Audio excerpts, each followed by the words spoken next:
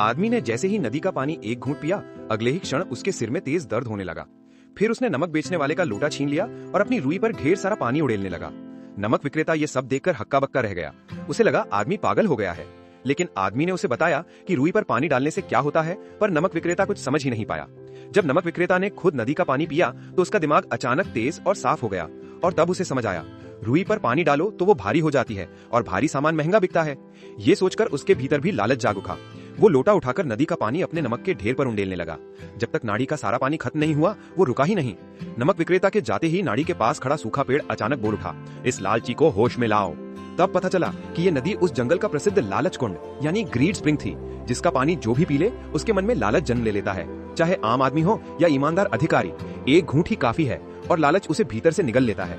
यदि कोई प्यासा चूहा एक घूंट पी ले तो वो इतना खाने का लोभी हो जाता है कि धीरे धीरे अत्यधिक मोटा हो जाता है और फिर अन्न के मटके से निकल नहीं पाता। यदि कोई कोयल इस पानी को पी ले तो वो अपने बच्चों की जिम्मेदारी दूसरी चिड़ियों पर थोप देती है और उसके बच्चे दूसरों के अंडों को घोंसले से नीचे गिरा देते हैं। लालची नमक विक्रेता ने नमक पर इतना पानी डाला कि पूरा नमक पिघलकर बह गया। आदमी ने रुई पर पानी डाला तो रुई इतनी भारी हो गई कि उसकी टोकरी का पूरा पिछला हिस्सा टूट गया। जो भी इस रास्ते से गुजरकर नाड़ी का एक घूंट पी लेता वो लालची और निर्दयी बन जाता।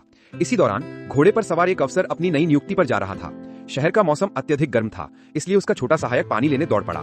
पर अफसर ने हैरानी से सोचा, जब इतना सूखा पड़ा है तो ये मीठा पानी यहाँ बेकार क्यों पड़ा है। उसे तुरंत समझ आ गया, ये तो लालच कुंड का पानी है। सहायक ने पानी तुरंत फेंक दिया, पर अफसर बोला, अगर मैं पी भी लूं तो क्या होगा, ईमानदारी तो इंसान की अपनी इच्छा है, पानी किसी को चोर नहीं बना सकता। शहर पहुंचते ही पहले ही दिन अफसर को सहायता कार्य हेतु सरकारी अनाज और सोना चांदी की पेटियां सौंप दी गईं। उनकी चाबी भी उसके हवाले कर दी गई। अफसर ने उन खजानों को देखा पर उसका मन जरा भी ना डोला। पर रात होते ही उसके भीतर छिपा हुआ लालच का भूत जाग उठा। वो भूत एक काले धुएं जैसा था जो हाथों का रूप लेकर अफसर को खींचने लगा। वो चाहता था कि अफसर चाबी उठाए और धन को हड़प ले। अफसर ने हिम्मत से खुद को रोकने की कोशिश की, पर वो भूत उसे घसीटते घसीटते सीधे गोदाम के दरवाजे तक ले गया। जब अफसर ताला खोलने ही वाला था, उसकी ईमानदारी और न्याय की शक्ति जाग उठी और उसने भूत की जंजीरें तोड़ दी। लालच का भूत वहीं नष्ट हो गया।